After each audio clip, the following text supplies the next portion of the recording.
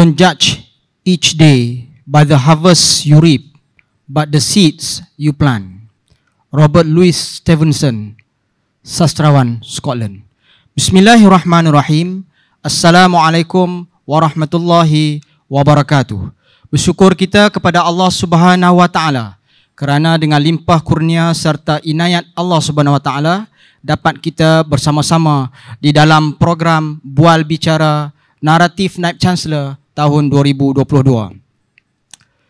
Siri yang ketujuh ini akan memfokus kepada aspirasi 10 dan 11 naratif Naib Chancellor, iaitu membingkas pendanaan universiti dan melibat sama alumni untuk kelangsungan universiti. Kita sangat bertuah pada hari ini tuan-tuan dan puan-puan kerana bersama-sama dengan saya 3 orang ahli panel yang ditampilkan khas oleh universiti untuk membicarakan mauduk ini yang merupakan mereka yang tersohor dalam bidang dan sangat kompeten dalam perkhidmatan masing-masing. Izinkan saya untuk memperkenalkan kepada tuan-tuan dan puan-puan ahli panel yang pertama di sebelah kiri saya, Encik Azrul Reza bin Aziz yang merupakan Ketua Pegawai Eksekutif Kumpulan UPM Holdings. Selamat datang Encik Azrul. Ahli panel yang kedua di sebelah kiri Encik Azrul ialah Puan Hajah Izzariah Wati binti Muhammad Isa yang merupakan buzzer Universiti Putra Malaysia. Selamat datang Hajah. Dan yang ketiga, Profesor Madya Dr. Arba'in Sujud yang merupakan pengarah Pusat Perhubungan Alumni UPM. Selamat datang untuk ketiga-tiga ahli panel. Baik, tanpa melengahkan masa, tuan-tuan dan puan-puan, saya ingin memulakan pusingan pertama forum kita ini dengan memberikan sedikit gambaran tentang definisi membingkas. Kalau kita rujuk kepada Pusat Rujukan Persuratan Melayu, bingkas ini bermakna bergerak dengan cepat disebabkan oleh sesuatu ataupun bangkit atau berdiri dengan cepat. Ini mungkin perlu diterangkan kerana jarang-jarang kita melihat penggunaan perkataan bingkas. Baik, pusingan pertama tuan-tuan dan puan-puan. Izinkan saya untuk bertanya dengan Encik Azrul. Sebagaimana kita sedia maklum Encik Azrul, inisiatif pendanaan memainkan peranan yang utama dalam memastikan kelangsungan dan kelestarian UPM pada masa akan datang. Encik Azrul selaku CEO untuk UPM Holding yang merupakan satu cabang perniagaan UPM bertanggungjawab membantu untuk merealisasikan hasrat murni ini. Bolehkah Encik Azrul terangkan kepada khalayak apakah definisi pendanaan yang strategik dan berimpak tinggi, dan susulan daripada itu bagaimana ia boleh dijajarkan dengan perancangan strategi UPM Holding demi untuk mencapai maksud tersebut. Silakan Encik Azrul. Okey, Assalamualaikum warahmatullahi wabarakatuh dan terima kasih Tuan Moderator. Saya suka tadi sastrawan pujangga daripada Scotland tadi tu. Jarang-jarang kita dengar dan saya amat bertuah lah dan terima kasih kerana dijemput salah satu panel dengan panel-panel lain yang agak hebat-hebat belaka di sebelah kiri saya. So saya pecahkan kepada 2 persoalan yang ditanya oleh Tuan Moderator tadi. Satu adalah definisi untuk penjanaan strategik dan berimpak tinggi. Itu soalan pertama. Dan soalan keduanya adalah bagaimana ia sejajar dengan matlamat UPM Holding. So definisi untuk strategik ni, pendanaan strategik, saya ada pegang 3 prinsipal lah. So 3 prinsipal atau trust ni, satu, kalau perniagaan atau pendanaan tu adalah strategik, ia haruslah sustainable, atau kalau kita panggil recurring income lah in nature. Perniagaan itu haruslah mendapat pendapatan yang berterusan. Dan yang kedua adalah prinsipal kedua adalah dari segi profitability. Bisnes tu atau pendanaan tu hendaklah profitable. Maksudnya revenue yang kita dapat adalah lebih daripada kita punya perbelanjaan, supaya kita dapat profit. So yang ketiga adalah perniagaan tersebut hendaklah melibatkan niche area yang UPM terkenal, dari segi ni maybe perniagaan, maybe agriculture ataupun tidaklah, so itu definisi untuk pendanaan strategik. Dan impact tinggi itu saya fikir selain daripada perlu mendapatkan profitability yang bagus, ia juga perlu ada multiplier effect. Multiplier effect ni adalah dari sudut ekonomi ataupun dari sudut society dan community. So bagaimana definisi ini sejajar dengan matlamat UPM Holding. So seperti semua orang tahu, UPM Holding ditubuhkan sebagai 100% anak syarikat UPM, di mana untuk salah satu cabang untuk menjana pendapatan untuk universiti. Dan kalau kita lihat UPM Holding untuk sebagai sebuah syarikat, kita ada dua core business lah yang saya fikir cluster lah. Satu ialah berteraskan knowledge base, dan the other one adalah asset base. So knowledge base ni kita gunakan apa yang expertise dan juga kepakaran yang kita ada di dalam UPM, baik dari sudut consultancy ataupun baik dari sudut education, dan kita monetizekan di market di luar.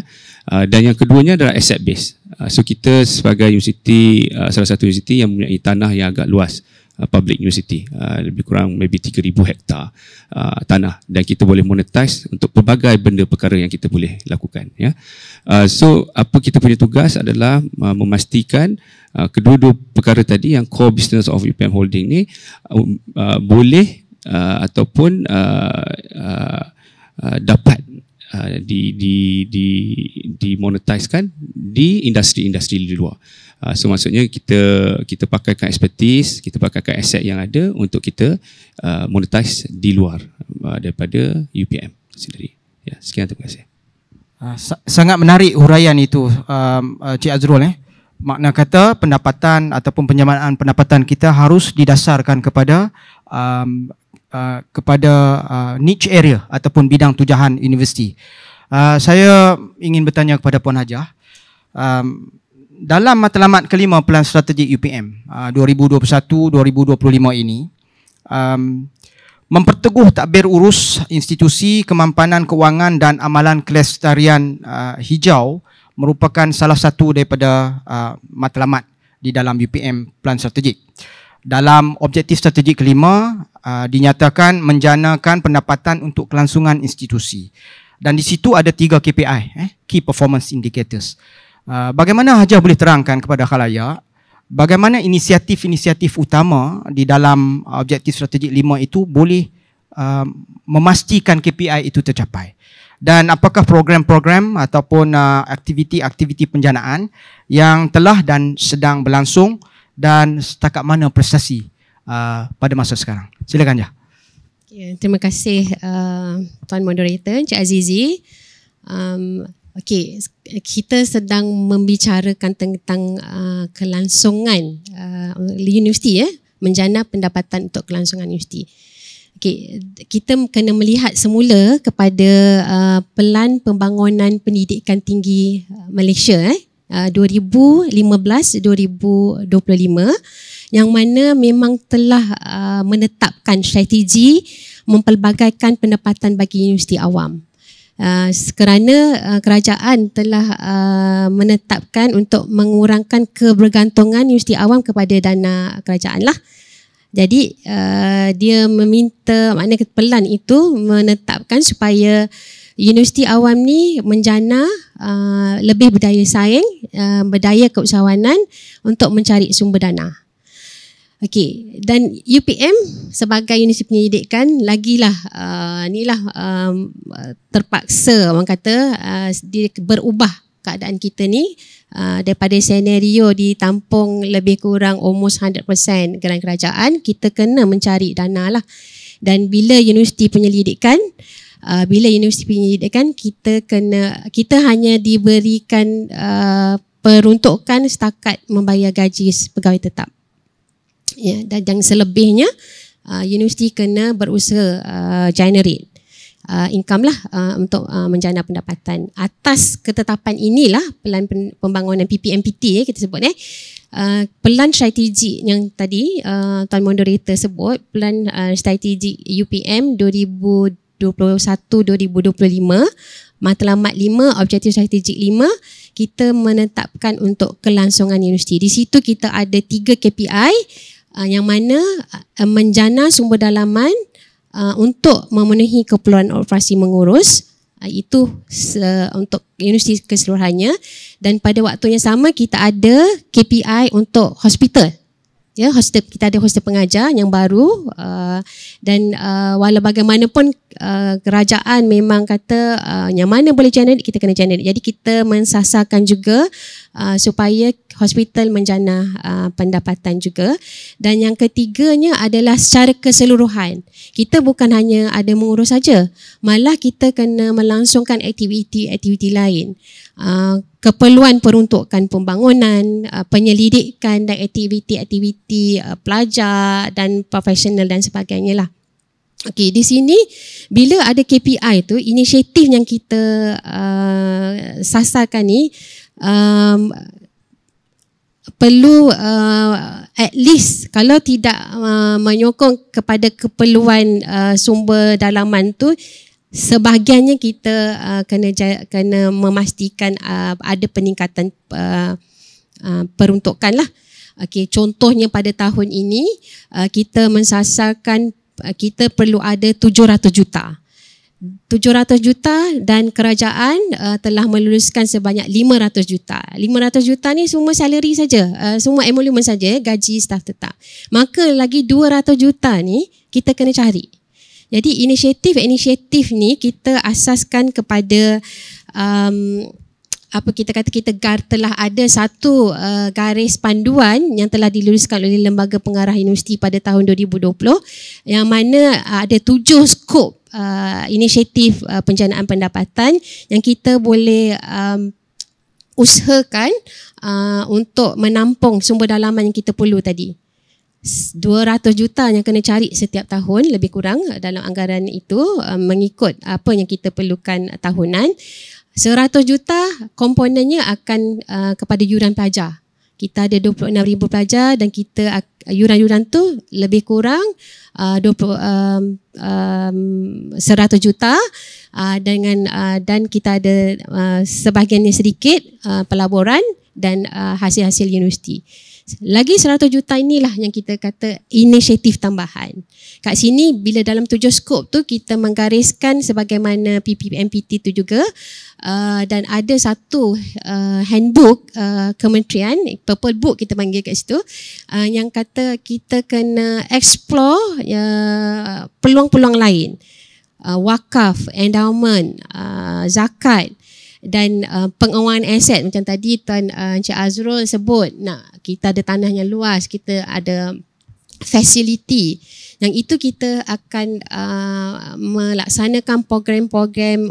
Kalau dengan tanah ni kita kenalah kolaborasi dengan syarikat-syarikat, dengan anak syarikat, dengan holding, dan kita macam contoh untuk guna tanah kita ada dengan syarikat Holstein, pengeluaran susu Farm Fresh, jenama Farm Fresh tu, dan solar projek solar, dan currently yang tahun ini kita ada projek solar yang agak besar dengan saya rasa kontraknya selama 20 tahun yang kita mensasarkan kalau kita tak generate penjanaan pendapatan tu kita jimat. Yang kerjasama kolaborasi dengan perniagaan ni, dengan syarikat luar ni, 20 tahun punya perjanjian kita mensasarkan penjimatan sehingga lebih 100 juta. Itu projek besar lah kita kata tadi kan. Okey, dan bagi inisiatif yang lain, dia adalah menggunakan sumber-sumber kita sedia adalah dengan kekangan sumber. Jadi kita menggunakan sumber sedia ada lah supaya kita tidak perlu mencari satu orang kata investment besar kemudian baru nak generate. Kita menggunakan kepakaran-kepakaran kita. Pensyarah-pensyarah kita dengan expert-expert tu kita berkolaborasi dengan syarikat. Kita ada aset-aset yang kita boleh sewakan atau yang kita boleh mengguna sama dengan kepakaran tadi untuk memberikan perkhidmatan-perkhidmatan. Dan pensyarah pula dengan kepakaran tadi juga mereka membida geran-geran penyelidikan, geran-geran mungkin pengembangan daripada kementerian-kementerian supaya bila geran tu berjaya diperolehi dia secara tidak langsung membantu universiti di mana kita meningkatkan pendapatan dengan mendapatkan keuntungan daripada simpanan tetap. Maknanya di pejabat beza ni kita akan menguruskan tunai tersebut supaya mendapatkan keuntungan-keuntungan walaupun kecil tapi kumpul-kumpul insya-Allah kita jangka boleh dapat menampung lah at least sebahagiannya lah. Okey. Dan bagi hospital walaupun kita kata dia baru peringkat, orang kata peringkat anak-anak kecil 3 tahun operasi 2019 2021, tapi memang mereka ni telah cuba mengusahakan menjana pendapatan juga untuk menampung kekurangan yang kita jangka kerajaan tidak dapat salurkan. Dan pada waktu yang sama kita mengusahakan satu usaha ke arah menyediakan perkhidmatan hospital swasta. Kalau tak fully swasta pun kita kata mungkin kita sebagaimana yang dilakukan oleh Pusat Perubatan Universiti Melaya ataupun hospital HUKM lah. Di situ kita harapkan bila kita ada usaha tersebut dapat memastikan tadi kelangsungan dan kelestarian universiti. Dan saya rasa dalam matlamat 5 tu kita ada another lagi satu objektif strategik, itu yang ke-6 berkaitan dengan wakaf, endowment, zakat dan sumbangan. Di situ memang banyak peluang sebenarnya.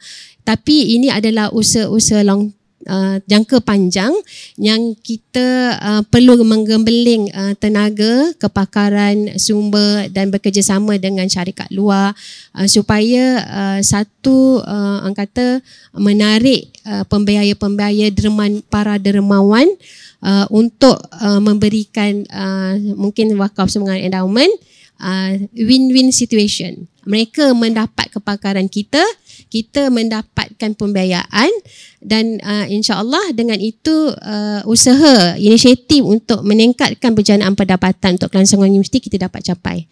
Begitulah hanya untuk menyebut sedikit sebanyaklah. Banyak lagi saya rasa inisiatif-inisiatif yang sedang dan dirancang untuk dibuat pada masa hadapan insya-Allah. Terima kasih banyak Hajah, sangat bernas sekali hujah-hujah yang disampaikan, dan kita kira tanggungjawab ini sangat besar, terutamanya untuk memastikan 100 juta yang perlu dicari itu. Saya kira barangkali setiap kali Hajah tidur kemudian bangun, Hajah mesti akan terbayang angka 100 juta itu.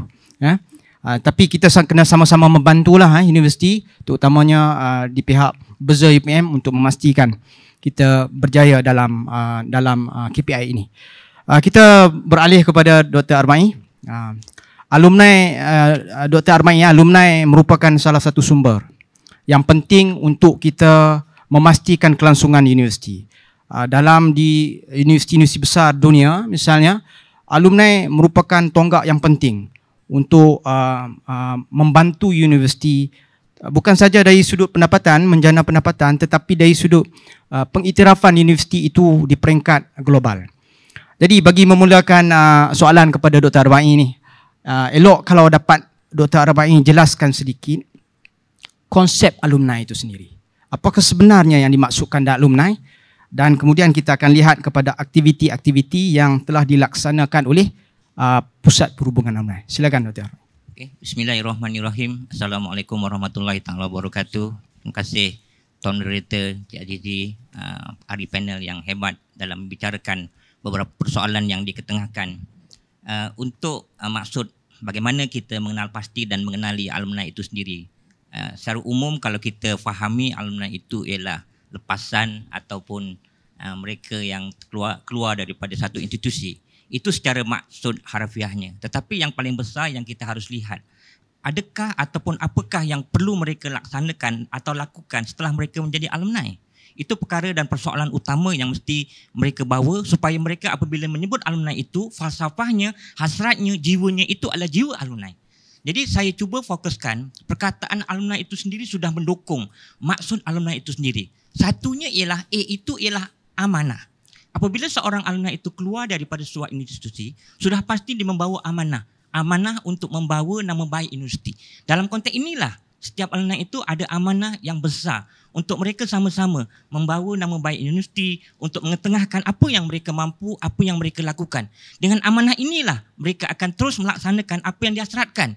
Jadi maksudnya, alumni tidak hanya keluar dan mereka keluar begitu saja, tetapi menggalas satu amanah besar. Amanah yang telah mereka janjikan ketika mereka hari pertama berikrar untuk terus bersetia dan berilmu berbakti kepada UPM, itulah yang mereka akan amanahkan dan akan mereka teruskan apabila keluar. Itu soal A. Kedua ialah soal L itu sendiri, luaskan jaringan. Dengan adanya alumni yang berada di seluruh dunia, termasuk di Sabah Sarawak, kalau di Malaysia itu daripada Semenanjung hinggalah di Sabah dan Sarawak, dan kita ada alumni di luar, kita mempunyai jaringan yang cukup luas. Dan kalau ini kita dapat manfaatkan dari segi jaringan ini, saya yakin dan saya percaya keupayaan kita untuk melihat alumni dalam kerangka yang seharusnya dengan membantu pihak-pihak yang berkepentingan terutamanya akan dapat dilaksanakan. Jadi L itu ialah luaskan jaringan, dan jaringan itu adalah networking kita yang akan kita jadikan sebagai asas penting kepada pendanaan dan seumpamanya. Kemudian yang ketiga, semangat U itu sendiri ialah ukhuwah. Bagaimana alumni itu kita perlu lihat dari segi ukhuwahnya, kebersamaannya. Kerana soal kebersamaan itulah yang akan membentuk energi di antara alumni dengan pihak universiti, supaya dengan adanya kesepakatan, kebersamaan, idea yang sama, ikatan yang kukuh, mereka akan terus kembali kepada alma mater. Jadi perkara ini perlu untuk kita tunjangi di peringkat awal supaya apa yang kita hasratkan tidak berakhir begitu saja. Dan seterusnya, M itu ialah model atau ikon. Jadi alumni kita sebenarnya adalah ikon yang membawa nama universiti.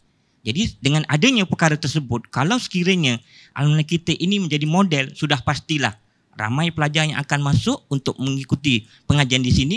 Ramai daripada pelabur-pelabur akan cuba untuk membuat rakan kongsi kepada universiti, dan secara tidak langsung ini akan membuka ruang yang lebih luas kepada pihak Berza, pihak UPM Holding dan seumpamanya. Jadi dalam konteks inilah kita harus melihat falsafah alumni itu sendiri bukan dilihat hanya sekadar pelajar keluar dan habis, tetapi apa yang mereka hendakkan ialah semangat itu, semangat falsafah kepada alumni harus ditekankan. Yang terakhir sekali ialah nilai murni yang mereka ada, yang mereka peroleh daripada universiti. Bagaimana perkara ini perlu dikembangkan, perlu dilihat, perlu dilestarikan, dan akhirnya nilai ini akan menjadi suatu budaya. Bukan hanya sekadar satu momokkan apa yang mereka dapat di universiti, tetapi yang paling penting ialah mereka laksanakan untuk mereka bawa balik dan menjadi contoh model nilai itu untuk diterapkan. Dan terakhirnya, bagaimana semangat berilmu berbakti yang kita janjikan di universiti ini dapat kita terapkan.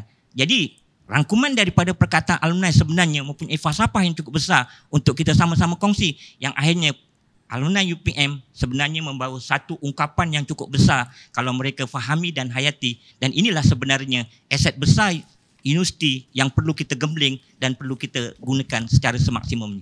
Terima kasih. Ya, cantik. Memang cantik sangat uraian yang telah Dr. Arba'i berikan berkaitan dengan definisi dan konsep alumni. Terima kasih Dr. Arba'i.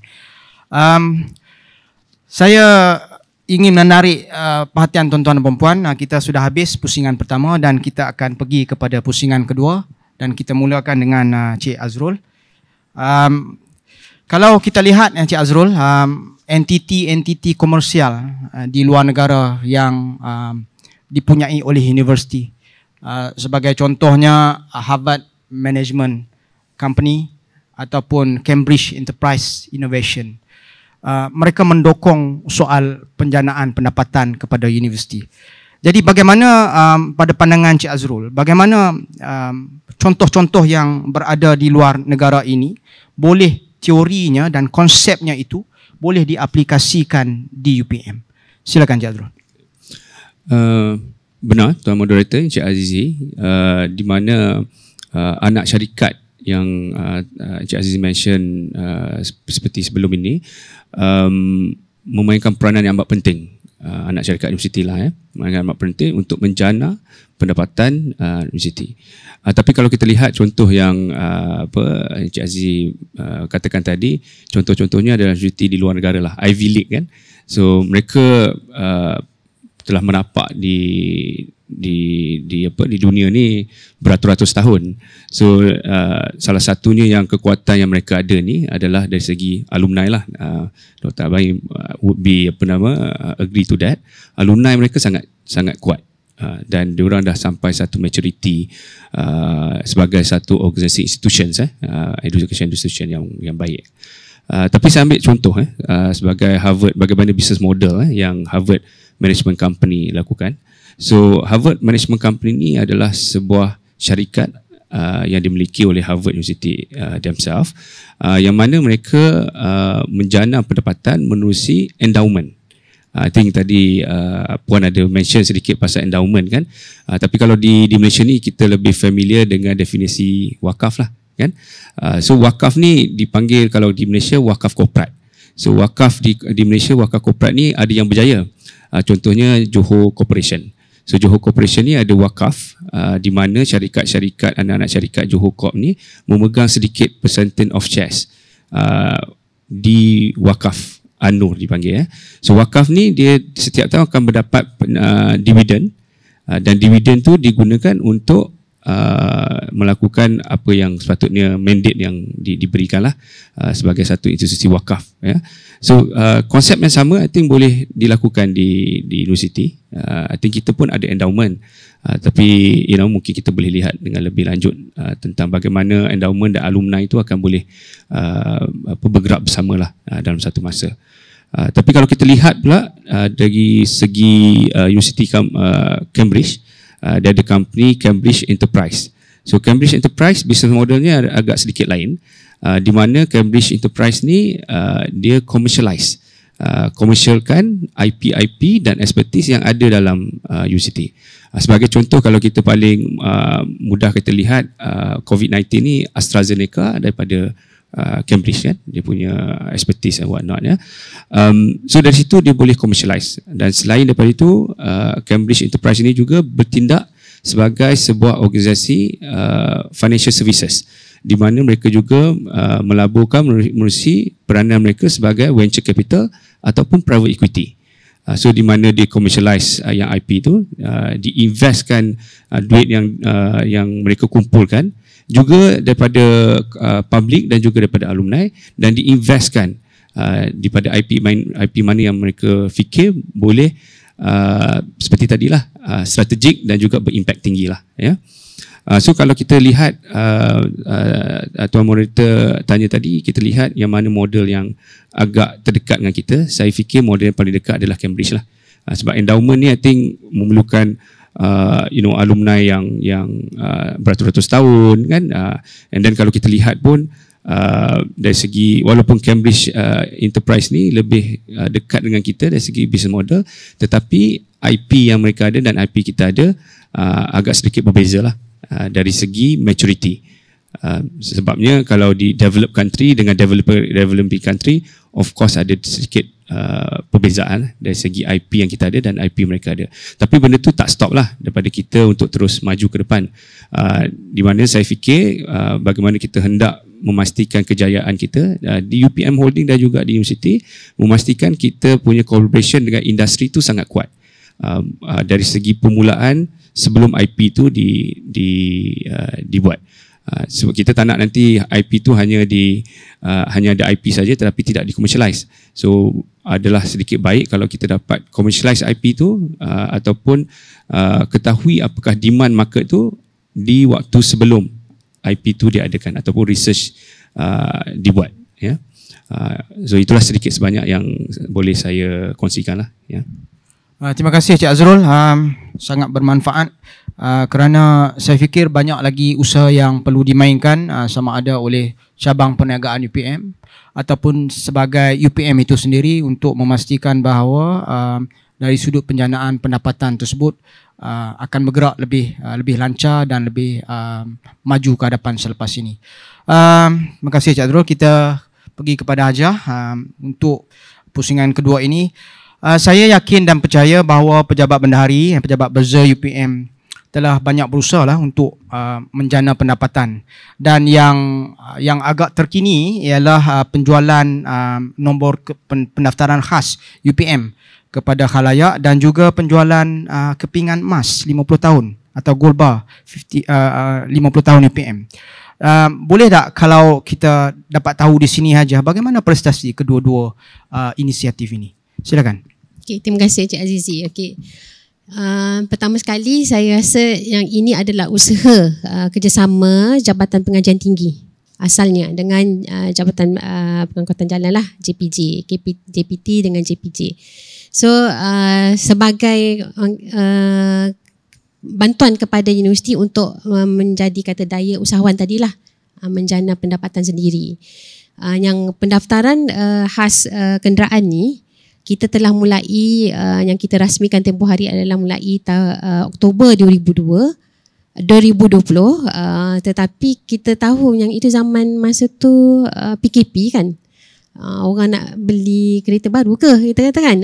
Walau bagaimanapun alhamdulillah setelah 1 tahun lebih, 1 tahun 8 bulan hingga sekarang, setakat hari ini kita telah mendapat hasil jualan nombor pendaftaran tu sebanyak 2.2 juta. Alhamdulillah lah. Yang ini sebenarnya memang JPT hari itu kata kita menggunakan aktiviti ini supaya dapat menampung keperluan peruntukan operasi universiti.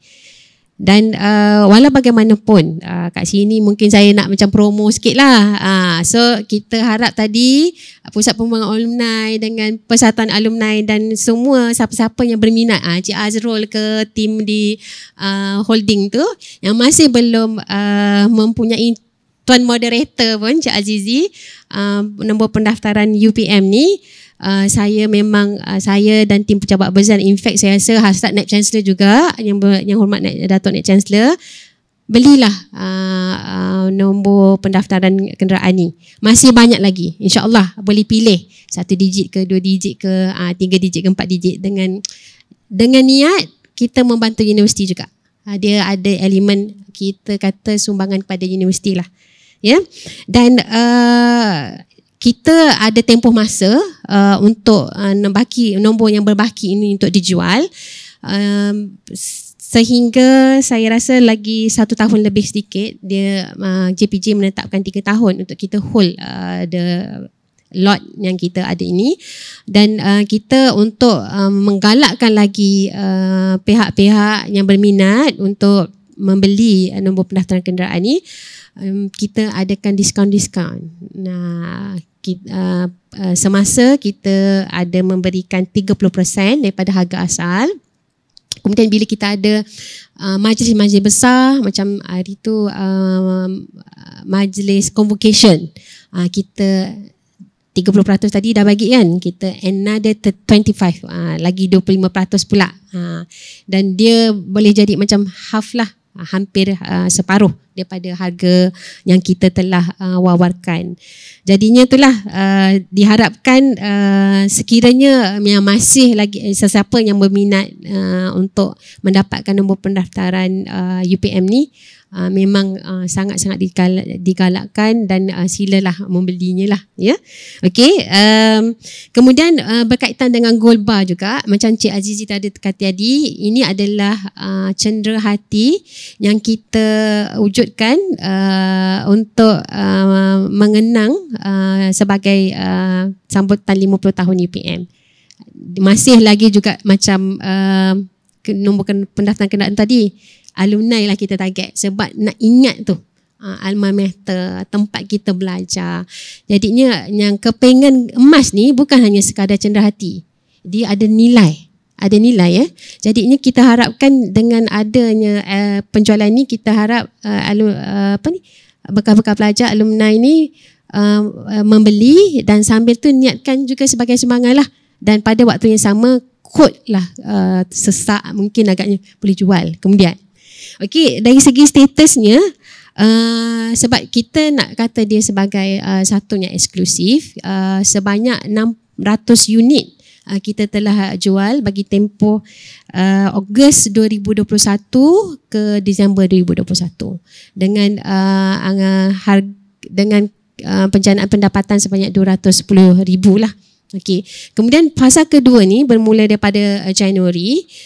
kita telah dapat menjual sebanyak 156 unit dengan jumlah sebanyak 54,000. Yang ini cara kita ni ada berbeza sedikit. Pada awal tu kita mengurus, kita beli dan jual. Yang fasa kedua ni kita link dengan syarikat yang mengeluarkan kepingan emas ni lah. Kemudian tetapi tempoh ni sebab kita buat sambutan 50 tahun ni sepatutnya 50 tahun sampai ujung 2021 lah. Tapi kita telah extend kepada Jun. So dia akan berakhir kepada akhir bulan Jun ini. Tetapi para peminat kempengan emas dan alumni ke staff ke student ke masih juga boleh membeli kempengan emas ni selepas daripada bulan Jun, dan ada contribution pihak syarikat kepada universiti. Ya, dan yang ini adalah menggunakan online pihak syarikat lah. Tapi kita kata kat situ masa kita membuat kolaborasi dengan syarikat ni, kepingan emas itu perlu ada sumbangan balik lah kepada universiti. Sebab apa? This one is mengingat kepada sambutan 50 tahun tadi. Itulah saya harapkan untuk dua-dua inisiatif ni masih ada masa. So digalakkan untuk membelinya lah. Terima kasih Hajah. Kita dapat nampak apa yang sebenarnya telah dijalankan oleh pejabat Berza. Dan kita guna juga ruang ini, medium ini, untuk menyeru semua warga UPM kepada dua inisiatif yang telah dihasratkan oleh universiti melalui pejabat Berza, nombor pendaftaran khas UPM dan juga kepingan emas 50 tahun ini. Kita menggunakan medium ini untuk mempromosikan kepada semua supaya mengambil peluang dan inisiatif ini untuk berbanggalah dengan tempat yang pernah kita sumbangkan bakti dan tempat yang pernah kita bekerja. Terima kasih Puan Hajah. Kita pergi kepada Dr. Arba'i. Aspirasi 11 ini Dr. Arba'i dalam naratif Naib Chancellor 2022 melibat sama alumni untuk kelangsungan di universiti. Kita tidak melihat bahawa itu semata-mata dari sudut pulangan balik berbentuk keuangan. Tetapi juga banyak perkara lain seperti ilmu pengetahuan, kepakaran, buah fikiran, kesukarelawanan, keterlihatan pada peringkat kebangsaan serantau maupun global adalah beberapa contoh perkara lain yang alumni boleh sumbangkan kembali kepada alma mater. Untuk itu boleh kalau tak salahlah Dr. Arba'i nyatakan pada audiens, pada khalayak, apakah lagi perancangan-perancangan terkini Pusat Perhubungan Alumni untuk menyemarakkan hasrat murni ini.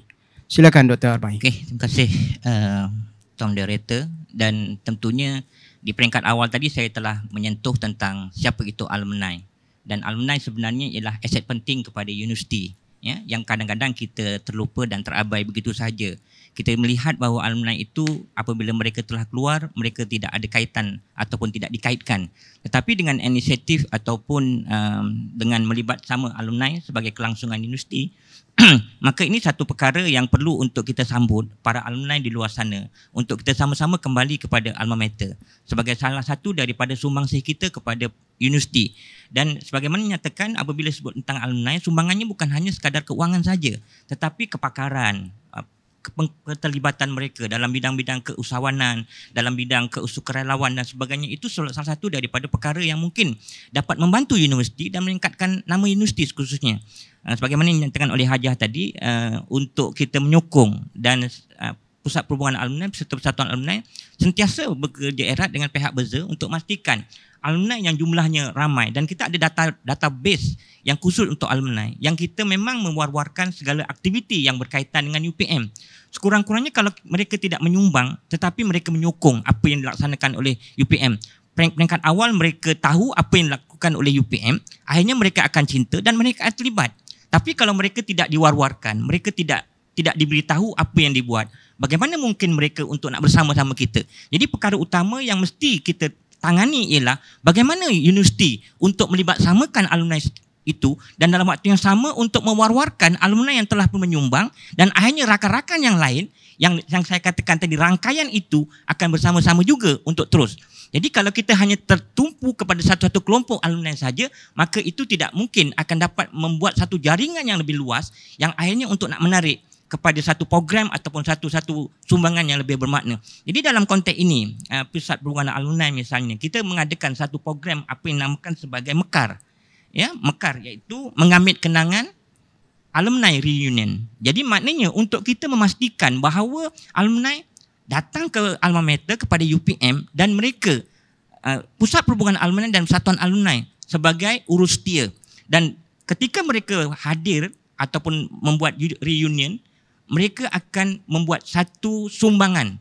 Sama ada dalam bentuk keuangan, sama ada dalam bentuk pemberian laptop dan kita telah pun membuat persiapan hampir telah membuat 9 siri reunion. Daripada 9 siri reunion itu, kita telah berjaya mengumpul hampir 30 laptop yang diberikan kepada pelajar yang layak, iaitu B40, pelajar OKU dan seumpamanya. Jadi ini adalah satu usaha yang dilaksanakan atau dibuat. Ini salah satu usaha. Dan kita war-warkan kepada media dan baru-baru ini kita menjemput Senator Datuk Rasidi Baharazi untuk menyampaikan sebahagian daripada sumbangan alumni untuk disumbangkan kepada pelajar asnaf dan juga pelajar OKU. Jadi daripada sinilah alumni akan nampak sumbangan mereka sampai dan mereka akan menjadikan ini sebagai model. Walaupun mungkin nampak kecil, tetapi kita harus ingat yang kecil itulah langkah pertama untuk kita menuju satu perjalanan panjang. Jadi kalau kita tidak mulakan dan kita melihat perkara yang besar dengan kita tidak membawa satu yang kecil, maka kita akan kehilangan itu. Jadi falsafah kami di Pusat Perhubungan Alumni, kita mulakan langkah pertama kerana langkah pertama itu adalah langkah yang penting. Apabila kita telah berjalan, kita boleh berlari. Apabila kita berlari, sukar untuk kita berhenti semula. Jadi itu antara perkara yang kita perlu lihat dalam konteks ini. Dan seterusnya kita juga melihat dari segi sumbangan, kepakaran, keupayaan dan misalnya satu program yang kita baru lalui ialah UPM di puncak dunia at Everest yang dilaksanakan oleh alumni kita. Dan keupayaan alumni yang juga OKU mendaki ataupun membawa bendera UPM untuk dikebarkan di Everest itu satu kejayaan. Dan itu mungkin tidak melihat dari segi keuangan tetapi dari segi semangat. Bagaimana persiapan dan kesediaan para pelajar misalnya untuk kita melatih dan memastikan bahawa pelajar harus berani membuat perancangan dan memastikan bahawa kerja kuat akan menghasilkan satu kejayaan. Dan ini salah satu daripada spirit, keyakinan yang mereka harus ada. Dan kita tidak terhenti di situ. Encik Ravichandran sebagai kluster alumni 1990 akan mengadakan bual bicara mereka kepada kelompok pelajar pada nanti sesi ramah mesra dengan pelajar untuk mendapat motivasi dan akhirnya melihat pengalaman-pengalaman ini. Dan kita banyak projek-projek yang berkaitan dengan pertanian misalnya dilaksanakan oleh Pusat Perhubungan Alumni. Mega Chili misalnya, itu salah satu daripada program kita dengan Jabatan Pertanian Selangor dan di situ ada alumni kita. Jadi apa sahaja kegiatan yang dilaksanakan oleh Pusat Perhubungan Alumni, syarat pertamanya ialah mesti melibatkan alumni. Itu keutamaan kita. Sebab itu adalah syarat daripada Pusat Perhubungan Alumni. Yang kedua, kita tidak terhenti. Program-program kita hanya sekadar satu program tetapi tidak memberikan impak. Impaknya sama ada impak kepada pelajar, impak kepada masyarakat dan impak kepada universiti. Dan yang ketiga, kita mesti memperlihatkan keterlihatan sumbangan alumni itu untuk memastikan bahawa keterlibatan mereka dalam kelangsungan universiti itu akan memperlihatkan bahawa inilah model alumni yang kita tampilkan untuk masyarakat. Dan akhirnya kalau itu dapat kita bawa dalam konteks dan kerangka yang dihasratkan ini, saya yakin dan saya percaya usaha kita untuk melibatsamakan alumni untuk kelangsungan universiti dalam rangka untuk kita memastikan UPM ini terus lestari dan terus hebat di mata dunia dan di peringkat negara bangsa akan tercapai, insyaAllah. Mudah-mudahan begitu. Terima kasih Dr. Arba'i. Sangat elok pada pusingan kedua ini kita melihat pelbagai inisiatif, pelbagai aktiviti yang telah dimainkan di ketiga-tiga tempat yang sangat berkait rapat dengan aspirasi 10 dan 11. Dan kita doakan mudah-mudahan aktiviti-aktiviti ini akan terus dipacu bagi memastikan objektif asal sebagaimana yang dikehendaki oleh universiti dapat dicapai. Alhamdulillah kita dah habis pusingan kedua dan kita akan beralih kepada pusingan terakhir. Cik Azrul, saya sangat optimis dan pasti UPM Holding sebagai sebuah organisasi yang strategik dalam usaha untuk mengembangkan perniagaan universiti mempunyai perancangan jangka pendek, sederhana dan jangka panjang. Dan ini sebenarnya penting untuk memastikan objektif UPM Holding itu sendiri dan UPM dapat dicapai. Saya yakin khalayak kita yang menonton pada hari ini akan berasa bersyukur dan akan rasa bertuah kalau dapat Cik Azrul ceritakan kepada kami tentang perancangan strategi UPM untuk memastikan pelan jangka pendek, sederhana dan panjang itu dapat direalisasikan. Silakan Cik Azrul. Okey, terima kasih. Pertama sekali mungkin untuk memberi sedikit makluman untuk semua. UPM Holding baru berusia 10 tahun lah kalau ikut umur kan. Ditubuhkan dalam tahun 2011. Sebenarnya ditubuhkan earlier tapi Commons of Business tu pada tahun lebih kurang 2010-2011 lah. Di sepanjang 10 tahun penubuhan lebih kurang ni kita telah memberi pendapatan lah, atau pendanaan kepada universiti dalam lingkungan 40 juta. Dalam pelbagai bentuk lah dan 11.5 juta itu adalah dalam bentuk dividen. So dalam bentuk dividen ni 11.5 juta ni kalau kita bandingkan universiti holding yang lain yang adalah dekat ada 20 universiti holding yang lain, kita adalah paling tinggi lah dalam segi kumulatif yang kita telah jana untuk universiti. Berbalik kepada persoalan Tuan Moderator tentang strategi UPM Holding, saya letakkan 3 strategi lah. Dia boleh dilakukan jangka masa pendek, panjang ataupun medium. So, strategi pertama apa yang kita lakukan adalah kita panggil cleaning up dan rebuild. Kenapa kita panggil cleaning up? Cleaning up tu macam kita mencuci pula kan. In a way tapi bukan perkara yang buruk sebenarnya. Sebab setiap organisasi itu setiap 10 tahun, 15 tahun, 5 tahun perlukan kita memikir balik sama ada apa yang kita lakukan sebelum ini bersesuaian tidak pada untuk akan datang ini. So apa kita perlu buat, kita clean up sedikit legacy ataupun keputusan yang dilakukan pada waktu yang lepas yang mungkin pada waktu itu relevan tapi pada waktu sekarang tidak relevan. So kita perlu sedikit repair lah. Kemudian kita baru boleh rebuild so itu strategi pertama. So strategi kedua adalah kita perlu turbo charge saya panggil turbo charge apa bisnes yang kita ada. So kita ada consultancy, kita ada education dan lain-lain lah Kenapa saya menggunakan perkataan turbo charge? Sebab sebenarnya kita dah ada produk di UPM Holding dan juga di UPM lah. Sebagai contoh, kita ada produk PJJ for example. So PJJ ni kita perlu turbo charge dari segi mungkin apa demand yang akan datang ataupun semasa, dan segi program-program yang diperlukan pada waktu ini. Dan juga dengan adanya PKP sebelum ni, so kita nampak online punya education semakin rancak. So itu salah satu perkara yang perlu kita pelopori lah.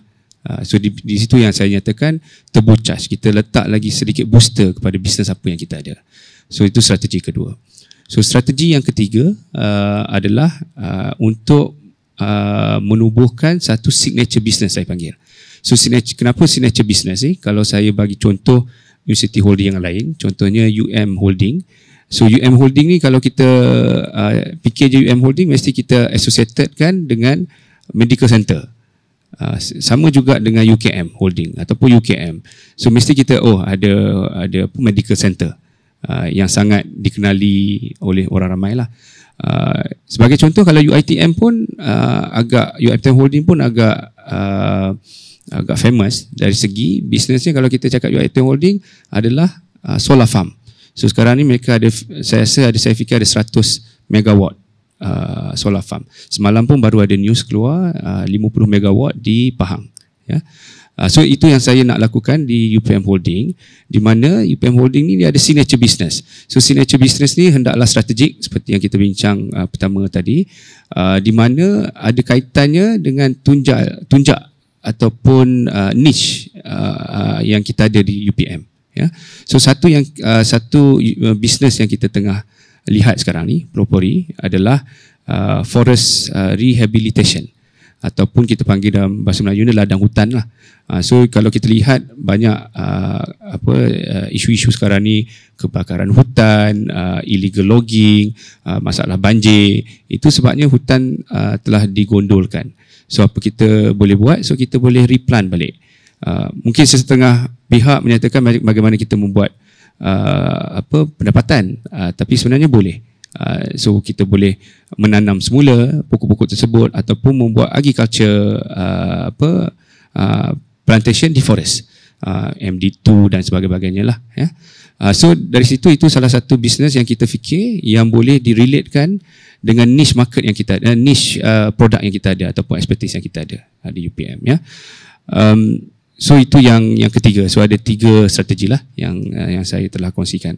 Tetapi dari segi hasrat sendirilah kan, saya ingin lihatlah kalau boleh UPM Holding ni pada suatu hari nanti, mungkin 3 tahun 5 tahun akan datang, akan mempunyai satu listed company sendiri yang ada di Bursa Malaysia. Kerana saya rasa agak penting juga untuk menjawab sustainability atau kelestarian sesuatu bisnes itu. Kalau kita ada listed company, so kita bermacam-macam perkara kita boleh lakukan, dari segi raise funding, daripada segi membuat pelbagai joint venture dan bisnes-bisnes baru dan sebagainya. Ya, itu hasrat saya dalam masa 3 hingga 5 tahun lah. InsyaAllah kalau kita boleh sama-sama UPM Holding dan pusat alumni dan yang besar dan semua warga UPM dan juga di industri-industri di luar. Ya. Cik Azrul, kita dah ada ke mana-mana universiti yang sudah disenaraikan di dalam BSKL? Tak ada. Belum ada. So kita kena jadi the first one lah. Ya. InsyaAllah. Hasrat tu sangat murni dan kita sama-sama bantulah demi kemaslahatan survival UPM pada masa akan datang. Dalam memastikan usaha penjanaan pendapatan dapat difahami dan dihayati semua. Sebab ini fungsi untuk melaksanakan penjanaan ni bukan hanya kepada pejabat besar, tetapi juga harus dilihat kalau tidak semua orang mencari duit pun, tetapi soal penghayatan itu harus ada di dalam hati dan sanubari warga. Jadi pada pandangan aja, bagaimana kita nak memastikan ataupun apakah yang boleh kita lakukan, pejabat besar lakukan untuk memastikan setiap warga kerja UPM yang lebih kurang 6,000 orang ni, bagaimana boleh mereka menghayati bahawa dari semasa ke semasa setiap individu di dalam universiti itu harus mempunyai mentaliti dan penghayatan di dalam hati bahawa kita perlu ke arah penjanaan pendapatan. Silakan je. Okey, yang ni memang betul Cik Azizi. Semua warga kerja lah, ya. Sebagaimana yang diaspirasikan oleh Yang Hormat Datuk Naib Chancellor sendiri, kita cakap tadi adalah bingkas. Kita kata bingkas menjana tu pendapatan tu. Jadi semua tak terkecuali lah, peringkat atas, pentadbir, peringkat bawah. Dan kita harapkan komitmen ini ialah masing-masing melaksanakan fungsi masing-masing lah. Ya, tugas dilaksanakan secara efisien dan efektif supaya tak ada pembaziran dan facilitate ataupun memudahkan proses-proses supaya katalah pihak-pihak yang telah ditetapkan untuk membuat penjanaan pendapatan ni kerjanya mudah. Jadi kita yang sebagai pentadbir, pelaksana, perlulah mengambil tanggungjawab itu, melaksanakan tugas masing-masing. Selain daripada additional yang tambahan-tambahan yang kita telah rancang, yang kita akan bawa bersama secara berkumpulan, Dan pada saya yang penting juga lagi yang kita perlu di sini ialah sokongan daripada pengurusan atasan, lembaga pengarah, ahli-ahli lembaga pengarah, pengurusan universiti sendiri, ahli-ahli JPU, ketua-ketua PTJ. Kat situ mereka macam di peringkat lembaga pengarah, mereka adalah pakar-pakar yang berpengalaman mungkin daripada syarikat-syarikat yang boleh menghubungkan universiti kepada orang kata peluang-peluang untuk penjanaan pendapatan. Jadi yang kat situ mereka sebagai orang kata memulakan, initiate the process untuk penjanaan pendapatan, maka yang di dalamnya kita sebagai warga kerja ni pula akan meneruskan dan cuba mendapatkanlah. Kemudian dan satu lagi ialah berkaitan dengan ketetapan endowment, mengadakan atau usaha-usaha endowment tadilah, endowment, wakaf, dan satu lagi zakat. Saya rasa tak salah kalau saya katakan di sini, komitmen tadi yang saya sebut tu, sewajarnya lah macam kata warga kerja universiti nak membantu penjanaan ni, bayarlah zakat melalui wazan kita. Sebab dia ada contribution di situ. Bila bayar zakat, semua orang, semua warga kerja ataupun mungkin rakan-rakan kepada staff kita promote kan, bayarlah zakat di wazan UPM, ada contribution kembali kepada universiti sebab kita menggunakan wang zakat tu untuk membantu student-student kita kembali atau staff-staff kita yang di kalangan asnaf dan yang dalam lingkungan asnaf lah, mu'alaf ke, miskin ke, yang fakir. Dan in fact dalam portion asnaf tu kita boleh memperuntukkan sedikit untuk program-program khusus, dia kata fisabilillah, yang itu memang boleh dilakukan. Jadi saya rasa kalau kata nak menghayati, memberikan komitmen, yang itu paling asas lah. Padahal yang kita, terutama kita yang beragama Islam ni, kita kena membayar zakat pun kan. Jadinya saya rasa itulah satu cara yang paling mudah untuk menunjukkan komitmen kita terhadap membantu meningkatkan penjanaan pendapatan universiti. Dan tadi saya dah sebutkan sebagai facilitate, pentadbir yang membantu pihak-pihak yang mengusahakan inisiatif-inisiatif penjanaan tadi, memudahkan. Dan selain daripada itu, yang kita punya aset-aset tadilah, pengurusan aset di peringkat PTJ masing-masing tu kenalah pada tahap yang mengikut ketetapan prosedur dan sebagainya, supaya kita tak perlulah nak pergi buat siasatan lah.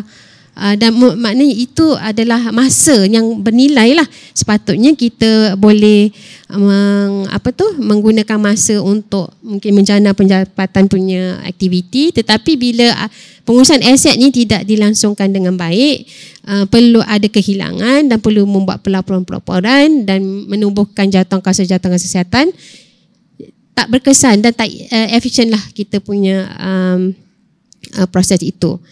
Okey, dan satu lagi yang saya rasa yang perlu setiap warga ni, tak kira lah di mana, dekat atas dekat tinggi juga, tak boleh jana jimat. Tak boleh jana jimat kan. Okey, jimat ni banyak perkara jimat. Orang lihat jimat ni sikit aja efek daripada penjanaan. Tapi kalau dah contoh tadi kita kata guna solar untuk jimat. Okey, kita pasanglah solar panel di bumbung-bumbung universiti untuk mendapatkan charge penjimatan elektrik daripada syarikat yang kita telah menandatangani perjanjian. Tapi dalam waktu yang sama di pejabat-pejabat, warga universiti perlulah melaksanakan juga penjimatan tu, penjimatan elektrik lah terutamanya, atau penjimatan utility, elektrik dan air. Dia bukan hanya sekadar mengurangkan belanja, tetapi dia akan juga membuat universiti di dalam melaksanakan yang kelestarian hijau SDG tadi kan. Okey, saya suka nak sebutlah sedikit pun jadilah, maknanya mungkin yang warga yang bekerja terakhir switch menutup switch lampu, aircon, dan pada waktu-waktu yang tertentu yang kita rasa tak perlu aircon, dah boleh tutup awal. Jadinya kat situ boleh mengadakan penjimatan. Dan perkara-perkara lain yang perlu dilihat bukan setakat utility, mungkin penggunaan barang-barang lah. In fact, kita hari tu dalam mesyuarat, ahli lembaga sendiri sebut di hospital, dia bagi contoh ni mungkin bukan nak kata mana-mana hospital, tapi nak katakan spirit penjimatan tu. Dia kata sewajarnya macam penggunaan bahan-bahan consumable tu kita berhemah lah. Maknanya dia bagi contoh, benda nampak kecil, menggunakan cotton yang kapas-kapas yang disterilisekan, tapi bila dah buka kan dah tak boleh guna. Jadi dia kata kenapa sangat macam mudah menggunakan bahan-bahan tersebut dan pada akhirnya kita terpaksa buang. Saya rasa saya melihat itu supaya warga kerja UPM boleh melihat perkara-perkara kecil ini juga. Tutup lampu, mungkin pembersihan dan sebagainya lah. Saya rasanya itu komitmen setiap warga lah yang perlu ada. Itu saja. Terima kasih Hajah. Saya boleh rangkumkan begini. Sebagaimana kita sayangkan utility di rumah kita, kalau ada air menitik satu di sinki rumah, kita pasti akan tertanya-tanya, kenapa boleh menitik ni dan bila nak perbaiki? Jadi tempat kerja kita pun, UPM yang kita sayang ini pun harus kita tangani begitu. Kerana apa? Inilah tempat yang kita bekerja 8 jam, malah lebih, dan ini sebenarnya adalah rumah kedua kita. Kesayangan kita kepada universiti itu harus sama macam kita sayang kepada rumah kita. Kalau kita boleh sayang rumah kita, kenapa tidak kita sayang kepada universiti kita? Dan bila kita sayang universiti, apa saja yang membazir, kita akan pastikan dia tidak akan dibazirkan. Begitulah kesimpulannya. Dr. Arba'i, kita tak punya masa yang banyak, tapi saya pasti Dr. Arba'i sangat setuju dengan saya kalau kita katakan semakin kukuh hubungan alumni dengan pihak universiti, maka semakin terlihatlah kita di peringkat global. International visibility. Pada fikiran doktor lah. Bagaimana para alumni, bukan saja kita lihat yang di luar, tetapi yang di dalam ini, di dalam UPM ini, untuk berperanan lebih aktif bagi menyokong dan menjayakan hasrat dan juga aktiviti yang dilakukan oleh Pusat Perhubungan Alumni. Silakan Doktor. Okey, terima kasih Tuan Moderator. Memang benar kalau kita nak melihat kepada apa yang kejayaan itu harus melihat hasilnya. Ya, kita tidak boleh hanya bercakap tentang apa yang kita nak buat, tetapi hasil itu tidak dinampak ataupun tidak dilihat oleh mereka yang hampir dengan kita. Itu perkara pertama. Jadi oleh sebab itu, di Pusat Perhubungan Alumni, antara perkara yang mesti kita buktikan ialah kita mesti tunjukkan apa yang telah kita laksanakan dan kita war-warkan supaya mereka tahu bahawa itu adalah sumbangan. Walaupun kecil, yang macam Haji kata tadi kecil tidak bermaksud ia tidak memberikan kesan. Kerana yang kecil itulah kalau kita kumpul, kita lakukan, kita hasilkan, maka ia akan menjadi sesuatu yang besar. Dengan contoh misalnya, dengan menyumbang RM1 saja, mereka boleh mengumpul satu dana yang akhirnya boleh memberikan beasiswa kepada pelajar. Dan ini sudah pun dilakukan oleh para pekerja ataupun staf alumni yang menjadi tenaga pekerja di UPM. Jadi maknanya RM1 yang dilaksanakan dengan sumbangan RM1, mereka boleh menghasilkan ataupun boleh digunakannya untuk membuat beasiswa. Dan ini tentunya akan memberikan satu impak yang besar. Kalau RM1, kalau RM10, kalau RM20. Jadi kita kena melihat bermula dengan yang kecil, kita akan dapat yang besar. Tapi kalau kita mengejar yang besar, yang kecil kita tinggalkan, kemungkinan kita tak dapat apa-apa. Jadi perkara penting yang saya katakan tadi, pemahaman terhadap jiwa, kepada komitmen, kepada amanah yang saya nyatakan tadi, kalau dipahami oleh alumni bukan sahaja di luar, tetapi yang penting ialah alumni dalam ini, saya yakin dan saya percaya perkara ini dapat dilaksanakan dengan jayanya. Dan kita ada beberapa program-program tertentu untuk kita mendekati terutamanya alumni yang berada di UPM itu sendirilah. Misalnya kita memberikan satu kesedaran atau memberikan satu input bagaimana beberapa inisiatif-inisiatif untuk membuat beasiswa dengan mengadakan skim-skim khas misalnya.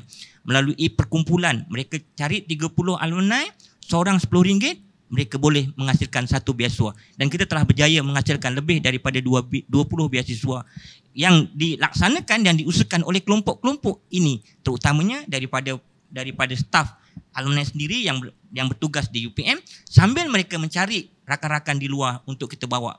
Jadi perkara ini satu jaringan. Kalau kita dapat laksanakan dengan usaha yang kita buat untuk kita melaksanakan ini, saya yakin dan saya percaya mereka sebenarnya di luar sana dan di dalam UPM sendiri, alumni sangat berhasrat untuk nak membantu. Cuma kaedah cara pendekatan saja yang perlu untuk kita fikir di luar kotak, bagaimana alumni mampu dan boleh menyumbang. Dan inilah sebenarnya yang dihasratkan oleh yang hormat Datuk untuk melibat sama alumni dalam kelangsungan universiti, dan akhirnya kita dapat sederap melangkah untuk menuju Al-Falah di akhir bicara saya. Terima kasih.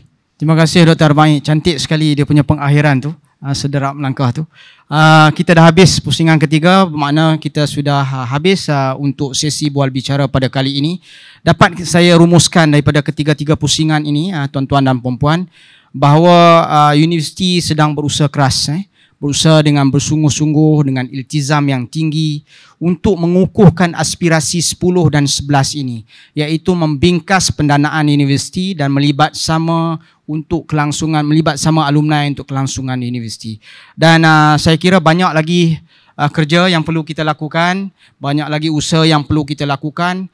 Jangan putus asa, kita teruskan semangat kita untuk kita berusaha bersungguh-sungguh membantu universiti dalam hal ini, dan saya kira setiap warga mempunyai peranannya yang tersendiri. Terima kasih kepada ketiga-tiga ahli panel. InsyaAllah di lain masa kita jumpa lagi. Sangat bernas semua isi-isi yang telah dikeluarkan, dan untuk itu sehingga kita berjumpa pada sesi akan datang dengan lafaz terima kasih, dan dengan ucapan terima kasih sekali lagi kepada panel, saya sudahi sesi yang ketujuh ini dengan wabillahi taufiq wal hidayah. Wassalamualaikum warahmatullahi wabarakatuh.